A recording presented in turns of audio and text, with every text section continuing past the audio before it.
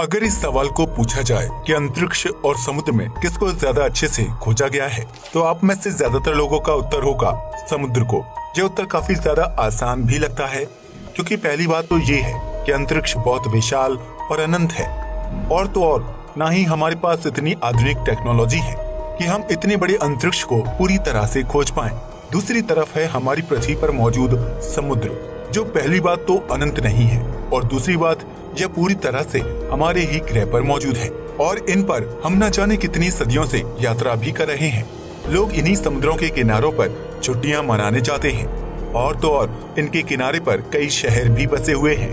अंतरिक्ष के बारे में बहुत अच्छे से रिसर्च करना हमने मात्र 1 सदी पहले ही शुरू किया है, और उसमें भी अगर बात करें तो अंतरिक्ष में जाने वाली बात 50-60 साल पुरानी है। अब यहाँ पर सीधा सा यह उत्तर निकलता है कि हमें समुद्रों के बारे में ही ज्यादा पता होगा। लेकिन क्या हो अगर हम आपसे ये कहें कि हमारा समुद्र पूरे अंतरिक्ष से भी कहीं ज्यादा रहस्यमयी है, और इसके बारे में वैज्ञानिक अंतरिक्ष के मुकाबले में काफी कम जानते हैं।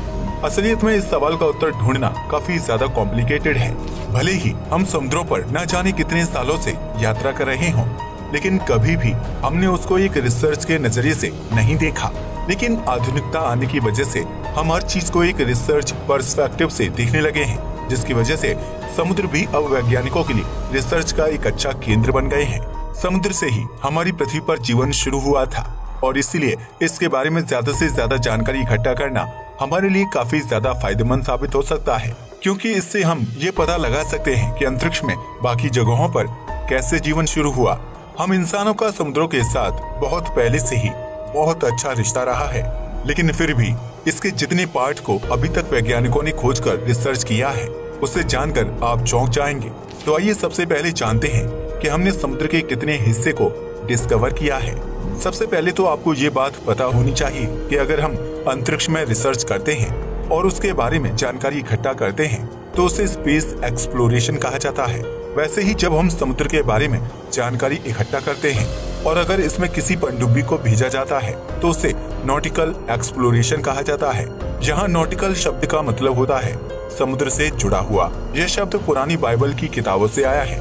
ऐसी ही कई सारी किताबों में समुद्र में टहलने वाले भगवानों का भी जिक्र किया गया है। और सिर्फ इतना ही नहीं, अगर हिस्ट्री में हम थोड़ा और आगे बढ़ते हैं तो हमें ऐसे ही कई सारे एक्सप्लोरर्स के नाम भी सुनने को मिलते हैं, जिनमें से कुछ के नाम तो आप बहुत अच्छे से जानते होंगे, जैसे कि क्रिस्टोफर कोलंबस और Vasco D gamma. Christopher Columbus पहले ऐसे व्यक्ति थे जिन्होंने अमेरिका के समुद्री तट की खोज की थी, यानी ये पहले ऐसे व्यक्ति थे जिन्होंने वह रास्ता खोज लिया था जिससे हम समुद्र के जरिए अमेरिका तक जा सकते हैं। और कुछ ऐसे ही थे वास्को डी गामा, जो बंगाल के एक बंदरगाह पर आकर रुके थे, और ये पहले ऐसे व्यक्ति थे जिन्होंने भारत आने का समुद्री रास्ता खोजा था। सिर्फ इतना ही नहीं, रोमन और ग्रीक किताबों में भी समुद्र से जुड़े कई सारे ऐसे ही तथ्य लिखे हुए हैं, और ऐसी ऐसी बातों का जिक्र किया गया है जिनके बारे में वैज्ञानिक ज्यादा कुछ नहीं जानते। यहाँ पर आपको एक बात बता दूं कि हमने बचपन में पढ़ा है कि भारत की वास्को डी गामा ने खोज की थी, तो आपको यहाँ पर करेक्ट कर दूं कि वास्को डी गामा ने कोई भारत की खोज नहीं की थी, बल्कि इन्होंने भारत आने का एक समुद्री रास्ता खोजा था। भारत पहले से ही मौजूद था। ये बातें हमें बचपन में गलत पढ़ाई गई हैं, इसलिए यहाँ पर इनको करेक्ट करना जरूरी हो जाता है। चलिए अब अपने टॉपिक पर चलते हैं। अगर आज 21वीं सदी में भी हम समुद्री यात्रा को देखें, तो आज भी हम समुद्रों पर उतना ही डिपेंडेंट हैं जितना कि 500 से 600 साल पहले हुआ करते थे। किसी भी बहुत भारी और ज्यादा मात्रा के सामान को एक देश से दूसरे देश तक ले जाने के लिए समुद्रों का ही इस्तेमाल किया जाता है, क्योंकि यह किसी बड़े सामान को एक देश से दूसरे देश तक ले जाने का सबसे सेफ और सस्ता तरीका होता है। ग्लोबल शिपिंग इंडस्ट्री यानी पृथ्वी पर होने वाली जितनी भी शिपिंग होती है, यानी सामान का इधर से उधर ले जाना, उनमें से ज्यादातर समुद्रों द्वारा ही किया जाता है। आपने कभी न कभी अमेज़न से शॉपिंग तो जरूर की होगी, लेकिन क्या आपको ये बात पता है कि अमेज़न का ज्यादातर सामान इन्वेंट्री के लिए अमेरिका से समुद्र के रास्ते ही आता है। और सिर्फ इतना ही नहीं, भारत अगर किसी दूसरे देश से तेल इंपोर्ट करता है तो उसका भी कन्वेंस समुद्रों द्वारा ही किया जाता है, क्योंकि इसके अलावा कोई भी ऐसा तरीका नहीं है जिससे सस्ते में और सेफ तरीके से सामान को इतनी दूरी तक पहुंचाया जाए। लग्जरी यार्ड चार्टर के मुताबिक हर रोज करीब 1000 नॉटिकल माइल्स के रास्ते को सिर्फ शिपिंग करने के लिए कवर किया जाता है।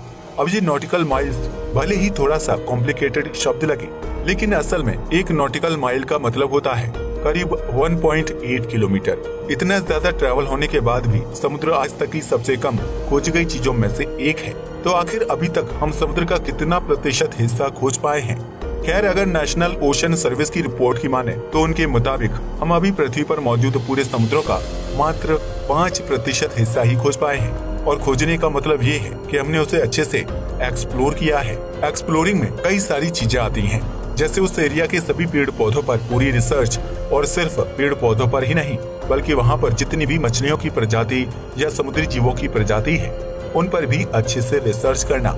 इसके साथ ही उस एरिया में मेटल और नॉन मेटल की क्वांटिटी भी साथ में गिनी जाती है। जब हमने समुद्र का मात्र 5% हिस्सा ढूंढा है तब हमारे पास इतने सारे अलग अलग जीवों की प्रजाति है। अगर बाकी बचे हुए 95% हिस्से को भी बहुत अच्छे से खोजा जाए तो हमें न जाने कैसे कैसे समुद्री जीव देखने को मिलेंगे, जो शायद कभी वैज्ञानिकों ने सपने में भी नहीं सोचे होंगे। अब आइए इसे थोड़ा सा कंपेयर करते हैं स्पेस एक्सप्लोरेशन से। हमारे पास आज बुध ग्रह, मंगल ग्रह और चांद के बिल्कुल डिटेल्ड मैप हैं।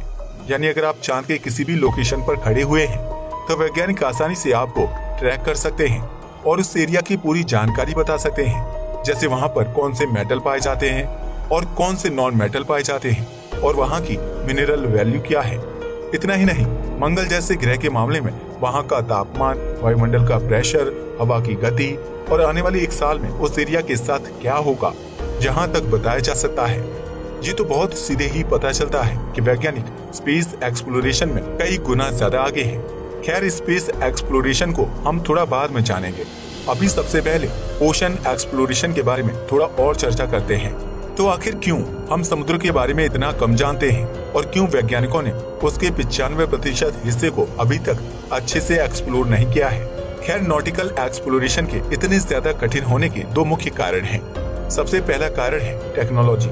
हमारे पास ओशन एक्सप्लोरेशन के लिए पहले से ही काफी सारे उपकरण थे, क्योंकि हम इस विषय के बारे में बहुत पहले से ही जानकारी इकट्ठा करते हुए आ रहे हैं। अगर आप इतिहास की किताबों को उठाकर पढ़ते हैं तो आपको पता चलेगा कि मानव सभ्यता का सबसे पुराना विषय ही एस्ट्रोनॉमी यानी कि खगोल विज्ञान, और यही विषय विज्ञान की पहली फील्ड था। इसके बाद फिजिक्स ने इसे और ज्यादा बड़ा बना दिया। ओशन एक्सप्लोरेशन में ocean satellite, deep sea submarine और रिमोटली ऑपरेटेड व्हीकल यानी ROVs जैसी यंत्रों का इस्तेमाल किया जाता है, और यह टेक्नोलॉजी हमारे पास 50 साल पहले थी ही नहीं। इसलिए समुद्र के बारे में खोज करना तो बहुत दूर की बात थी। जैसे जैसे यह टेक्नोलॉजी और बढ़ती गई वैसे वैसे वैज्ञानिकों ने समुद्र पर रिसर्च करना चालू की, और पिछले करीब 30 सालों में वैज्ञानिकों ने समुद्र के 5% हिस्से को बहुत अच्छे से एक्सप्लोर कर लिया। टेक्नोलॉजी के बाद जो सबसे बड़ी दिक्कत आती है वो ये है कि समुद्र बहुत ज्यादा गहरा है और बहुत ही ज्यादा विशाल भी है। अब आप कहेंगे कि विशाल तो अंतरिक्ष भी है और समुद्र से अनंत गुना ज्यादा विशाल है, लेकिन फिर भी वैज्ञानिक उसकी स्टडी करने में कोई भी कसर नहीं छोड़ते। खैर, ऐसा इसलिए है क्योंकि स्पेस एक अप्रोचेबल जगह है। इसे थोड़ा आसानी से समझते हैं। अगर हम समुद्र के सबसे गहरे पॉइंट की बात करें तो वह करीब 7 मील गहरा है। यह एरिया मारियाना ट्रेंच के नाम से जाना जाता है। अब अगर हम अंतरिक्ष में 7 मील की दूर की जगह को देखें तो वह बिल्कुल क्लियर दिखाई देगी, क्योंकि अंतरिक्ष में कोई भी ऐसी चीज नहीं है जो प्रकाश को बहुत भारी मात्रा में रोक सके।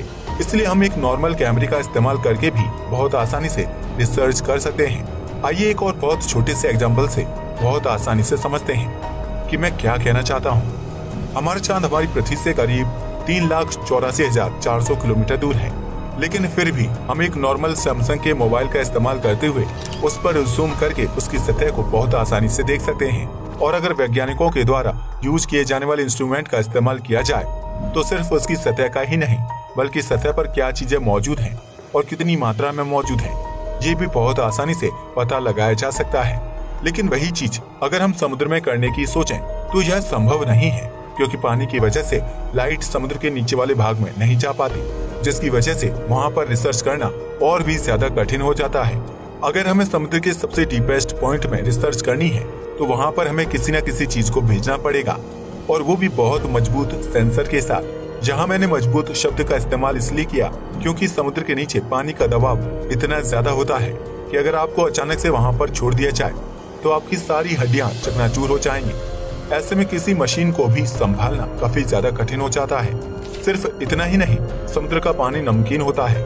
इसकी वजह से वह मेटल को बहुत तेजी से कोरोड करता है, यानी उसमें जंग लगती है और इससे भी मशीन में खराबी आने लगती है, जो पूरे रिसर्च प्लान को खराब कर सकती है। अभी तक वैज्ञानिकों ने जितनी भी ओशन सैटेलाइट डिजाइन की है, वो सिर्फ सतह से थोड़े नीचे मौजूद पानी को ही पहचान पाती हैं।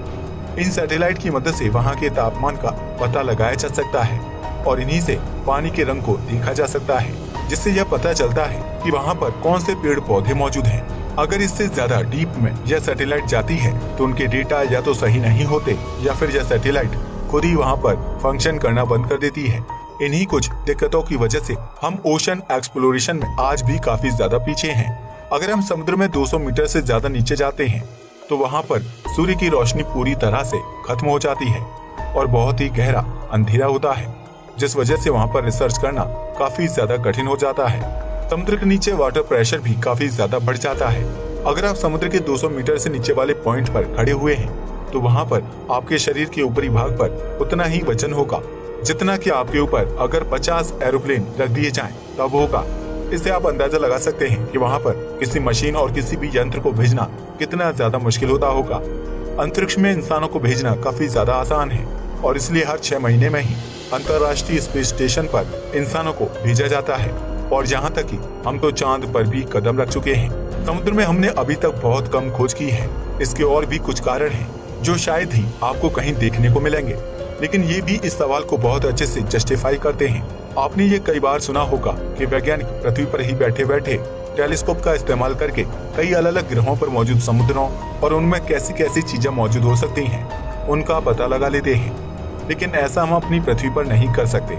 इसके लिए हमें या तो टेलीस्कोप को पृथ्वी से काफी ज्यादा दूर भेजना होगा, जो काफी ज्यादा महंगा भी होगा और काफी ज्यादा इनएफिशिएंट यानी प्रभावहीन भी, या फिर हमें पूरी तरह से पृथ्वी को छोड़कर कहीं और जाकर बसना होगा ताकि वहां से हम पृथ्वी के समुद्रों पर नजर डालें और यह पता लगा पाएं कि यहाँ पर कैसी कैसी चीजें मौजूद हैं। हमारे लिए समुद्र में रिसर्च करना कठिन इसलिए भी हो जाता है क्योंकि हम समुद्र में ही रहते हुए समुद्र की ही खोज करने की कोशिश कर रहे हैं, लेकिन इसके अलावा हमारे पास कोई ऑप्शन भी नहीं है।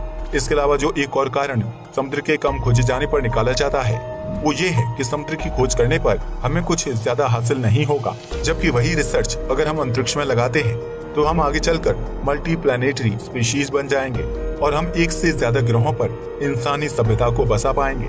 वहीं अगर हम इतना ही बजट समुद्र की रिसर्च करने में लगाते हैं तो हमें कुछ नई तरह के जीव मिलेंगे या फिर कुछ नई तरह के पेड़ पौधे, और अगर ये भी नहीं मिला तो कुछ इतिहास से जुड़ी चीजें मिलेंगी जो हमारे लिए जरा सा भी जरूरी नहीं है। हमें इनसे कई सारी चीजें जानने और समझने को जरूर मिलेंगी, लेकिन अगर इसको अंतरिक्ष एक्सप्लोरेशन से कंपेयर किया जाए तो यह चींटी समान भी नहीं है। और इसीलिए अमेरिका जैसे बड़े बड़े देश अंतरिक्ष पर रिसर्च करने पर ज्यादा पैसे लगाते हैं और समुद्र को कम फंडिंग मिलती है। हालांकि टेक्नोलॉजी के बहुत तेजी से बढ़ने की वजह से अब ओशन एक्सप्लोरेशन पर भी बहुत अच्छे से ध्यान दिया जा रहा है और इसके लिए अलग अलग टेक्नोलॉजी को डेवलप भी किया जा रहा है और शायद 2050 तक हम समुद्र के बारे में करीब 90% जानकारी तो इकट्ठा कर ही चुके होंगे। इस वीडियो के अगले भाग में हम आपको स्पेस एक्सप्लोरेशन के बारे में बहुत सारी जानकारी देने वाले हैं, इसलिए इस चैनल के साथ बने रहिए। आज के लिए बस इतना ही। जय हिंद दोस्तों।